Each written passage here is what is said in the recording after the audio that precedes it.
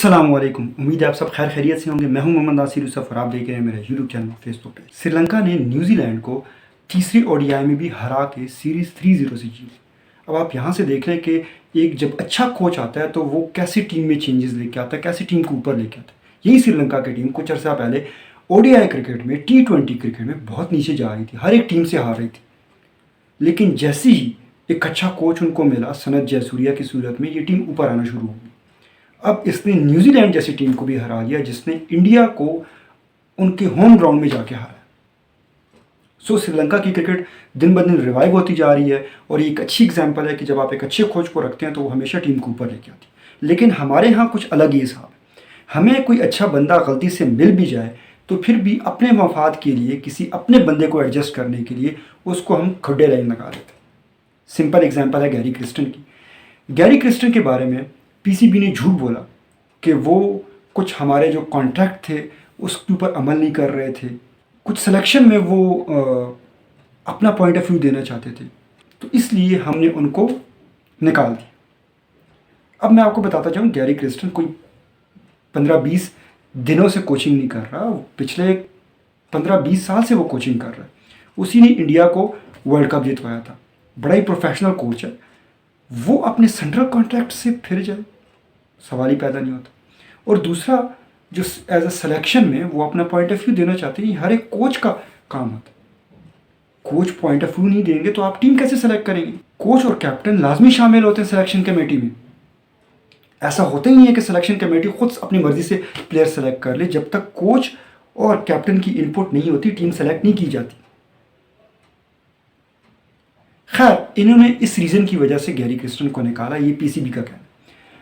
फिर उसके बाद आकिब जावेद को रख दिया, जिसके लिए ये जगह खाली कर रहे थे। आकिब जावेद के लिए 2-3 दिन पहले स्टेटमेंट आया कि नहीं, हम आकिब जावेद को कोच नहीं रख रहे। फिर 2 दिन बाद कोच बना दिया और कोच के साथ वो सेलेक्टर भी है।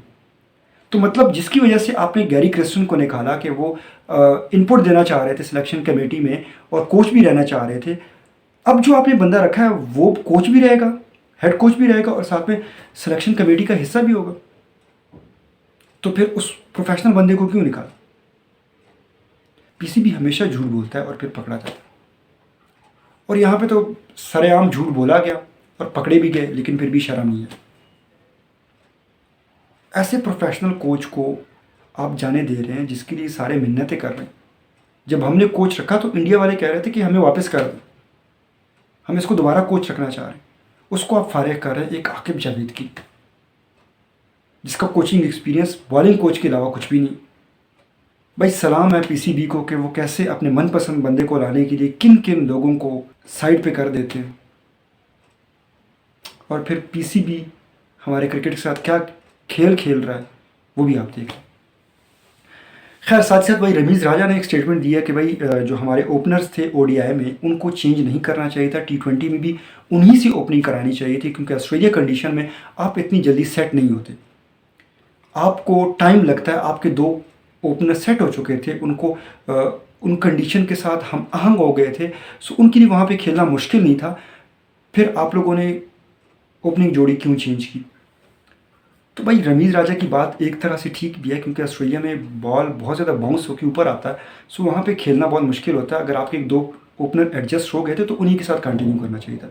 लेकिन अगर हम देखें तो ये जो टीम्स थी ना वो बहुत पहले की अनाउंस हो गई थी, ये ओडीआई सीरीज़ के बाद नहीं अनाउंस हुई थी।